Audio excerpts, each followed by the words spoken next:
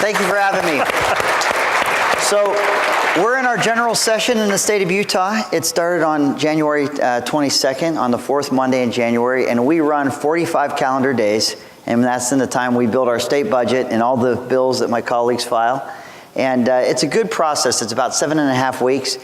Having a part-time legislature that really meets in such a short window of time, I think gives us as public servants a pretty good perspective. We drink out of this fire hydrant, and then we have to go live with these laws that we pass and budgets we approve, and I think it provides pretty good perspective. So we've just finished our second week. When I was invited to come and speak at this, because we're in session, it's not the time that I usually would think of doing this, but I appreciate the invitation.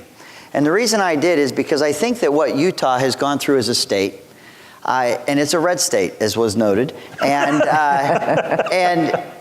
some of the things and some of the decisions we've made on transportation infrastructure are what I'd call atypical. It doesn't fall neatly into political categories. I hear a lot of colors, and I hear federal government and locals. There is a collaboration, I think, that takes place in public service.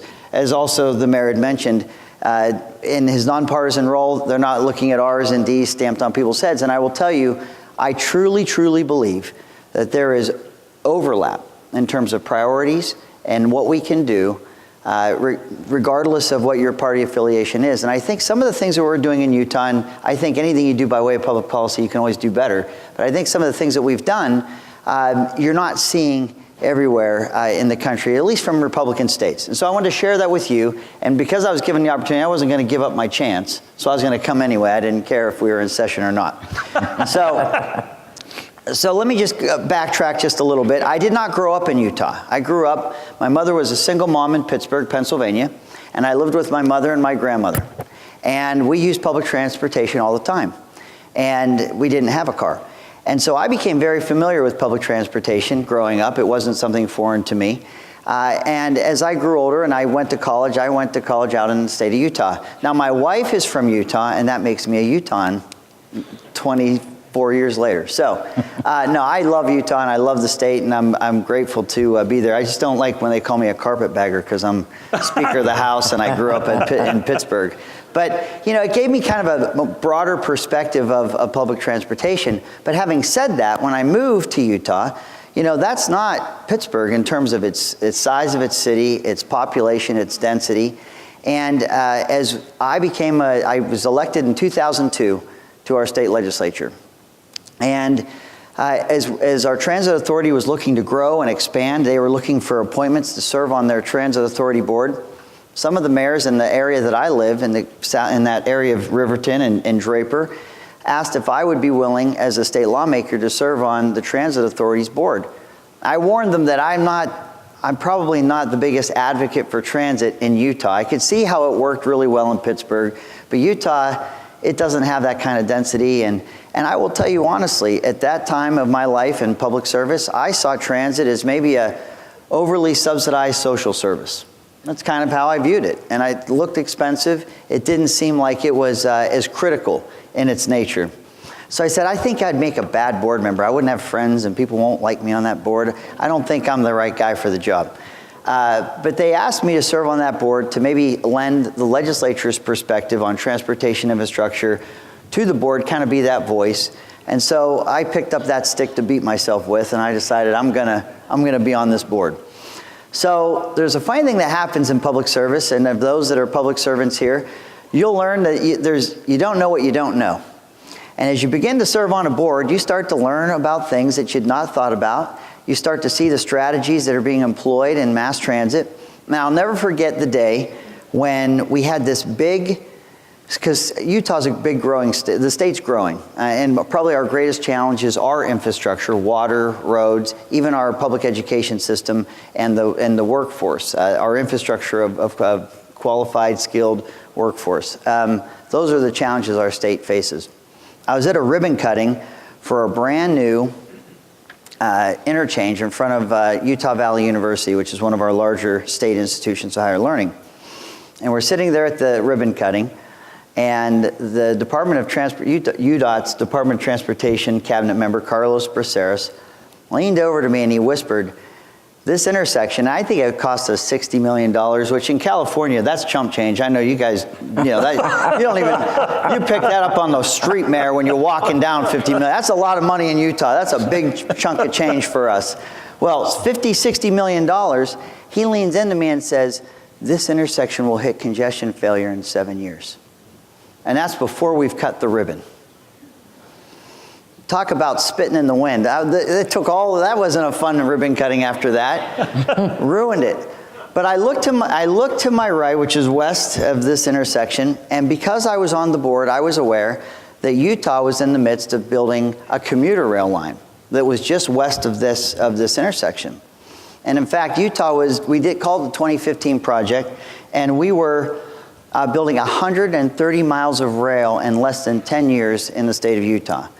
Planners and public servants before I arrived acquired the right-of-way and developed the political will to do something in as red of a state as we have that kind of mass transit and rail infrastructure. Well, I looked to the west and I saw where this new station's going to be, and a light bulb finally went off. I'm a Neanderthal. I drag my knuckles on the ground. My wife will tell you. She can get a haircut, she can change something, I'll never notice because I'm oblivious to things around me. It took me a long time to finally get it. This was the light bulb that went off. If that intersection was not going to fail in 7 years, we needed a whole heck of a lot of people to get on that commuter rail train and start using rail and transit a lot more. And all of a sudden, as a public official and as a public policy advocate, I realized the role of government. Now, I'm going to speak like a Republican, so you're going to have to endure it. Sorry. Nope, that's all right. Sorry. I'm nonpartisan here. Okay. The role of government, there are roles that we have to fill, and transportation infrastructure is one of them. And it dawned on me at that very moment, it's not that the role of government is roads, only roads. You can't pick your favorite mode and make that the only one that you do. I think we're trying to absorb, at least in Utah's case, the market share of commuters. And if I want a road to actually work, I have to disperse, and we have to find other ways for people to travel. Rail, bus rapid transit, van pools, even bicycles. Now, this is probably the worst crowd to admit this to. I hate bicycles. I just do. When people say, you want to ride a bike? I say, I'm a grown man. I have a driver's license. I don't ride a bicycle anymore. You know? Okay? But I tell you what, it's all the rage. I don't know if you've seen, but these bikes, you can just rent bikes if you don't own a bike. You can get their green in Salt Lake City, and they rent them. You can just get them, and you can ride them anywhere. God love you. Ride your bikes, because guess what? If you're riding that bike, then you're not in my way. You're not sitting in front of me in traffic. You're not taking my stall that I was going to park in. And what I realized is I actually love the light rail. I love commuter rail. I'll use it for sporting events, or if there's different things that have to happen. Our University of Utah was having the hardest time building buildings. When the light rail for the Olympics went to that university, our problems with parking were solved in terms of people being able to commute and arrive there. These are the lessons that we were learning. And I will tell you that if we want commerce to occur on our roads, if we want people to get from point A to point B, we cannot memorialize one mode of transit. Now I'm going to show you, I hate PowerPoints, but I want to show you a picture that I show my colleagues all the time. I think this button will work. Let's see. Oh, first, let me show you this. Just so you know that the Democrats just don't own mass transit, Paul Weyrich created the Heritage Foundation. For the Democrats in here, which isn't it everyone? Isn't it everyone? Okay. The Heritage Foundation is a conservative think tank in Washington, D.C., and it's well known amongst Republicans, and particularly conservative Republicans. He loved mass transit. He's since passed away, and he wrote a book called Moving Minds, and it was the conservative argument for for mass transit. And he said it's assumed by both the political left and the right that conservatives oppose public transportation, regarding it as nothing more than a form of transportation welfare for those too poor, feeble, or feckless to drive. Who confessed to you that they felt that way? That was me. Paul Weyrich goes on to describe why it is absolutely a Republican or conservative priority in terms of transportation infrastructure to stare at and look at a multimodal transportation infrastructure. And by multimodal, I mean your rail, your bus rapid transit, your automobiles, your bicycles, all of that. So this is the picture I want to show you right here. Look at that. That's not Utah, but I tell my colleagues, we don't have enough we can't condemn enough space to make a freeway 24 miles or 24 lanes wide like you see right there. Accurate or not, photoshopped or not, this is what you do if you never think of another mode of transportation but for roads. And what? And what? Agree. Okay, thank you. Thank you. We agree. I just should drop the mic and leave right now. No, you keep right on. Okay, sorry. So I know I got to hurry up. I got to go quick. Look, I'm going to tell you that if you just care about, if you're a Department of Transportation, and we have a bill coming up in this session right now that is expanding our DOT. We've been working really well with mass transit, collaborating on projects, but we have within its mission in this Transportation Task Force in Utah this year, Department of Transportation will now, in its programming for transportation moving forward, will not only just look at roads. We are going to look at all modes of transportation. And that's a big step. Because in fact, this is my last session. I've been there 16 years and, friends come and go and enemies accumulate. And so, not just in this room either, it's just in Utah as well. And, but we needed to create systemically the concept that we're not just going to be a state that our DOT is only focused on its roads. Because if you do that, even if that's photoshopped, which breaks my heart because it was the best, I just wanted everyone to think that was real somewhere in this world. That is its logical extreme. That's what you're going to get. So you can't, that's what we love about our rail is that you can add a car and add capacity by adding a car, not having to condemn and go further and wider. So let me show you what we've done. This is 24 lanes. Let me show you this. This is our 2015 project, which by the way, we finished in December of 2012. We finished it ahead of schedule. We finished it under budget by about $300 million. And each one of those lines that you see, there were 5 lines in our 2015 project. And we used a lot of our local tax increment. And we did a referendum or initiative rather to use a sales tax to be able to accommodate this, what you see there is the 5 lines. The yellow is the commuter rail, that's 90 miles. Think if you have a business along that 90-mile corridor, your workforce now is 90 miles long. And especially, I was just in a little breakout session, I'm convinced that our emerging workforce, they're not looking to drive necessarily all the time. If they have other options, they'd love to stay connected to technology. See, my kids, they're what I call technology natives. They grew up, they didn't know a world without technology. I'm not only a technology immigrant, I very well may be a technology refugee because I can't keep my head around any of it.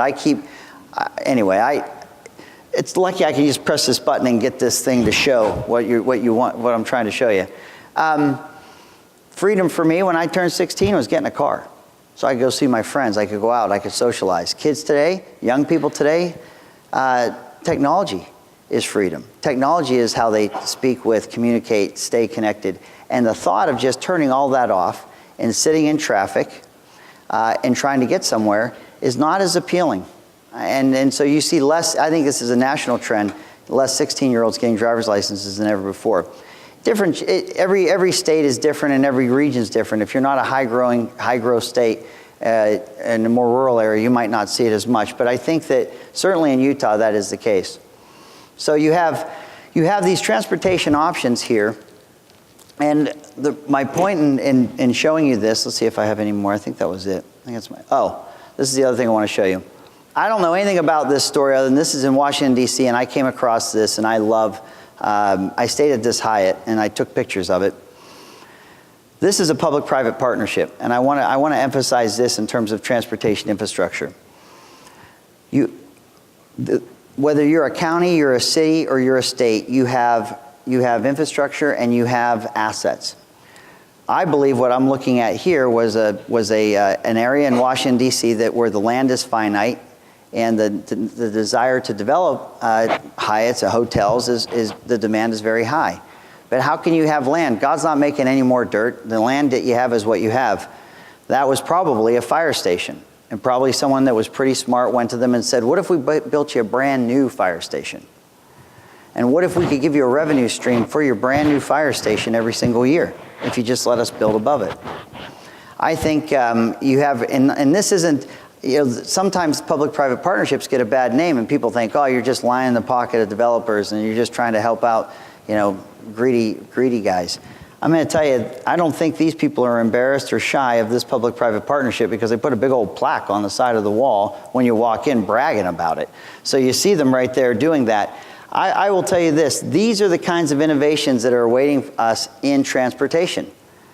If you have, and you know that people, young people, emerging workforce, those that are finding a difficult time even finding affordable housing, need a place to live. And if you're a city or a county and you're master planning these things out, where would you most likely, or where should you do it? You should do it where there should be transportation options. I would argue that public-private partnerships like this, done around nodes, done around stations, where you can team up with developers to make sure that you have the housing that you need and the density and the opportunities that you can have. We have to work together. I don't think it has to be an adversarial relationship. I think you can do these things in a smart way. What I tell my suburbanite constituents in Draper about this is I have to find places that are closer to freeways, closer to stations, so that we're not interrupting as we see the growth into your neighborhood. We want to preserve our neighborhoods and the nature of those neighborhoods. What does that require us to do?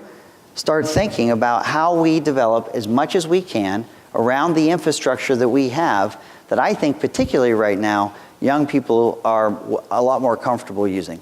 So that's my journey from being someone who didn't really like transit a lot to understanding as a public servant that it's multimodal, it's all the modes, and I don't think that we're going to get through the kind of changes that are happening in 2018 and forward as a population unless we're thinking in terms like this and doing things that really don't fit neatly whether you're a Republican or a Democrat. So thank you.